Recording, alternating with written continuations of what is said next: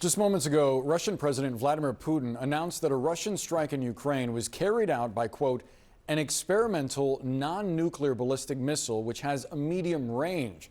A U.S. official made a similar assessment earlier today after Ukraine accused the Kremlin of firing an intercontinental ballistic missile, a weapon designed to deliver long-distance nuclear warheads. These are new photos obtained exclusively by CNN showing the missile debris in the Ukrainian city of Dnipro. We want to get a military perspective now. Joining us is retired Lieutenant General Ben Hodges, former commander of U.S. Army forces in Europe. Sir, thank you so much for being with us. I do wonder about this distinction.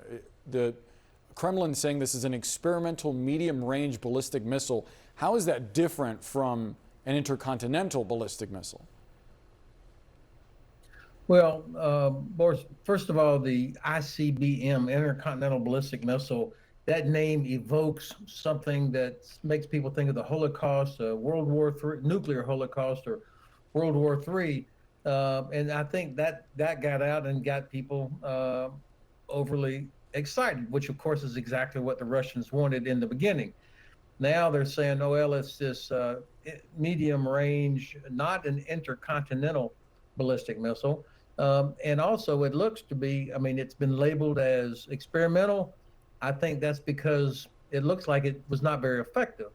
It clearly was not carrying a nuclear warhead.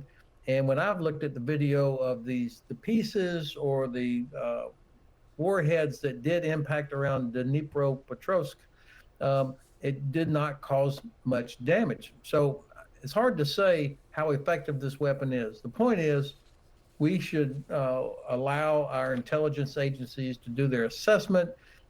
Don't take the bait. This is Russian scaremongering to try and get us to stop supporting Ukraine. And General, there is also, excuse me, there's also something specific about this kind of technology that does hint at some of Moscow's threats over nuclear weapons, right? Well, the fact that there was confusion about what it was, I think and obviously this is a dangerous weapon. There's no doubt about that.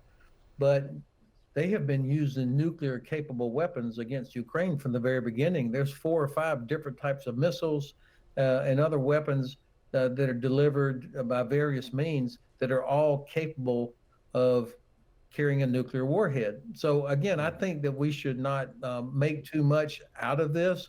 In fact, it strikes me a little bit of Russian, they're worried. I mean, they're worried because they see that Ukraine already is achieving very good effect with the ATACMS and also with the Storm Shadows, which they can now use against headquarters, against logistics. And so the Russians are going to do what they can to try and decision to move forward on doing this. General, I also want to ask you about the closure of U.S., Greek, and Spanish embassies in Kyiv. How do you read those closures? Is it a sign that there's concern within those countries of Russia targeting those facilities? Well, I think there were indications here over the last couple of days, and this points to the excellence of our intelligence and our early warning systems. There were indicators that something like this was going to happen. They may not have known the target, obviously, but you know, if you're going to launch a weapon like an ICBM, or in this case, this medium-range weapon, there are a lot of things that happen that can be detected. So I don't know this, but my guess is that they decided to alert the various embassies that there could be something coming towards Kyiv. And so the different nations took different steps to deal with that. So again, I think that this was appropriate. We'll probably see our great diplomats back at work. In fact, I'm pretty sure some of them never left. They'll be back at work tomorrow. Lieutenant General Ben Hodges, great to get your analysis. Thanks so much for being with us. Thanks for the privilege. CNN's Nick Payton Walsh is in Kyiv for us. Here's what he had to say about the attack earlier. Zelensky has said the speed, the trajectory suggests, the altitude suggests that this was an intercontinental ballistic missile, and his Air Force have been more explicit, directly suggesting that. A Western official, speaking on the sidelines of a summit in Southeast Asia, has hinted that this may not have been an intercontinental ballistic missile, just a ballistic missile. There's semantics here, the capability, the range, how long it actually ended up being fired. Ultimately, though, I think what appears to have happened here is Russia has used a new type of missile in this particular attack. Their bid, as I say, of showing that there's more in their arsenal than they've used yet. I should point out this obviously had a conventional payload upon it, but much of the arsenal it might be reaching towards are delivery devices that may also contain or may be designed to transport nuclear warheads. No suggestion that's the case, but that's sort of the subtext potentially of them reaching into ballistic missiles of this particular nature.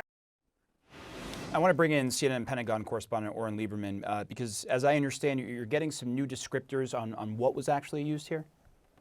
We are now hearing from the U.S. weighing in on this, where officials say this was an experimental medium-range ballistic missile. So not, as Ukraine has initially claimed, an intercontinental ballistic missile, an ICBM, but an experimental intermediate-range ballistic missile. Now, the difference here may not be all that significant. It's purely the range of the missile itself. It doesn't describe the capability of the missile or what it's able to do. The U.S. now coming out and saying they were aware that Russia might be firing this type of missile, although the U.S. has not identified specifically the type of missile used. And in recent days, they have briefed not only Ukraine, but on close partners and allies about the potential Russian use of this missile. Now, the U.S. official we've spoken with says Russia doesn't have a lot of these missiles, describing it as, quote, only a handful. So there isn't some unlimited supply of this new experimental type of missile, but it obviously is very significant. The official does note, however, that Russia, or rather that Ukraine, has withstood powerful assaults before, including from missiles with larger warheads. So this isn't the most powerful weapon we have seen used against Ukraine. As we just heard Nick Patton Walsh point out, this was obviously conventionally armed. Now, the U.S. official wouldn't say what other more powerful weapons Russia has used, but that may be a reference to the 1.5-ton aerial glide bombs that Russia has been launching against Ukraine for months that have devastated Ukrainian air defenses and cities. Regardless, however, the U.S. does see this as an escalation, a new type of weapon introduced into the battlefield used by Russian forces. This wasn't the only missile in the attack. Ukraine also saying that Kinzhal ballistic missiles were used, as were a number of cruise missiles in this attack on the city of Dnipro here. The U.S. insisting it will continue to supply Ukraine with air defenses, and we saw just another military aid package announced yesterday. But clearly there is a need, and the U.S. is very well aware of this, for more of the types of weapons, missiles, and capabilities that are able to intercept these sorts of attacks that are having a devastating effect across Ukraine. Some of the latest decisions by the U.S. are trying to stem slow, gradual, brutal Russian advances. For example, allowing Ukraine to use its own U.S.-made long-range missiles against Russia and approving the transfer of anti-personnel mines to Ukraine. This just gives you a sense, Omar, of the difficulties on the battlefield, the challenges Ukraine faces, and the U.S. doing as much as it can right now to sort of put Ukraine in as strong a position as possible, and Russia coming right back with their own escalatory steps in response.